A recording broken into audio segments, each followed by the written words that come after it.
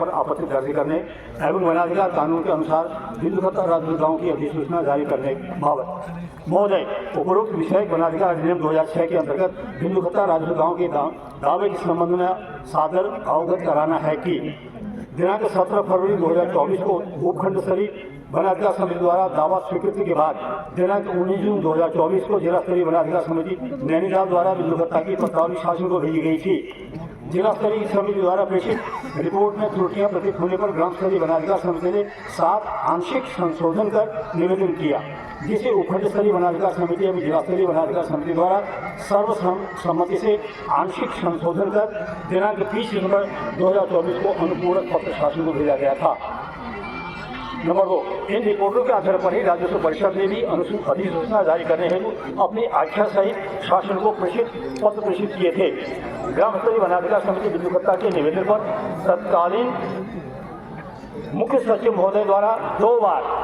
राजस्व सचिव उत्तराखंड शासन को अधिसूचना जारी करने के निर्देश जारी किए थे।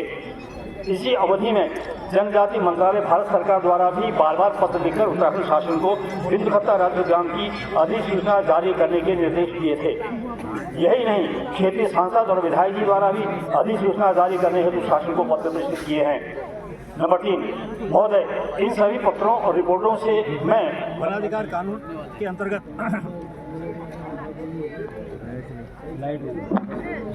महोदय, इन सभी पत्रों और रिपोर्टों में वनाधिकार कानून के अंतर्गत कहीं भी कोई आपत्ति नहीं थी।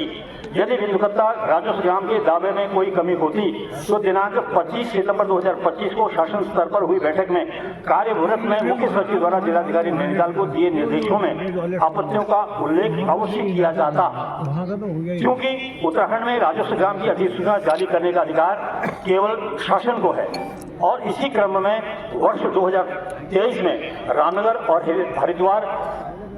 जनपदों के 3 ग्रामों की अधिसूचना भी शासन स्तर पर ही हुई है। इसी कारण तत्कालीन जिलाधिकारी द्वारा बिंदु खत्ता राजस्व ग्राम के सामूहिक दावे को 3 पीढ़ियों से वसासत सिद्ध होने पर अधिसूचना जारी करने हेतु शासन को प्रेषित किया गया है।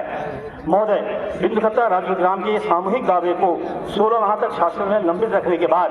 नियम विरुद्ध पहले जिला स्तरीय वनाधिकार समिति फिर उपखंड स्तरीय वनाधिकार समिति को भेजकर कानून के प्रावधानों के विपरीत पुनः परीक्षण हेतु प्रेषित करने के विरुद्ध प्रार्थी गणों द्वारा वनाधिकार अधिनियम 2006 के अंतर्गत राज्य निगरानी समिति को 7 बिंदुओं पर आपत्तियां दर्ज कर उनके निस्तारण के दौरान वनाधिकार समिति बिंदु खत्ता को भी अपना पक्ष रखने का अनुरोध किया है। महोदय, इस दौरान स्थानीय विधायक डॉक्टर मोहन सिंह बिस्सी द्वारा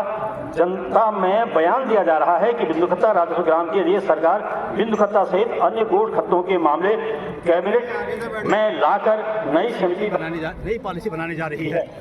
नई पॉलिसी बनाने जा रही है राज्य सरकार, ये कहा है। महोदय, बिंदु खत्ता का प्रस्ताव पूर्व में जिला स्तरीय समिति द्वारा स्वीकृत किया जा चुका है और अब केवल अधिसूचना जारी होना शेष है,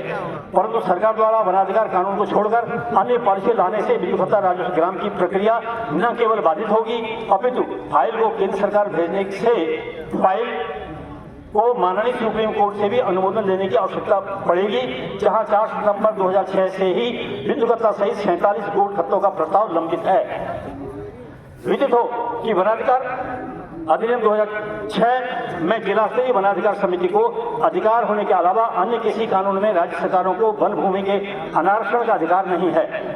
जो कि राजस्व ग्राम के लिए सबसे जरूरी है। केवल वनाधिकार कानून में ही राजस्व ग्राम के लिए वन भूमि में अनारक्षण की आवश्यकता नहीं है।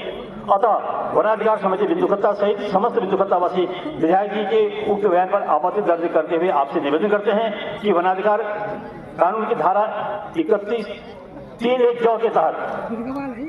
वनाधिकार अधिनियम की धारा 3(1) के तहत स्वीकृत दावे के आधार पर राजस्व ग्राम की अधिसूचना जारी करने की कृपा करेंगे। धन्यवाद। बिंदु खत्ता की जनता द्वारा उप जिलाधिकारी को ज्ञापन दिया गया।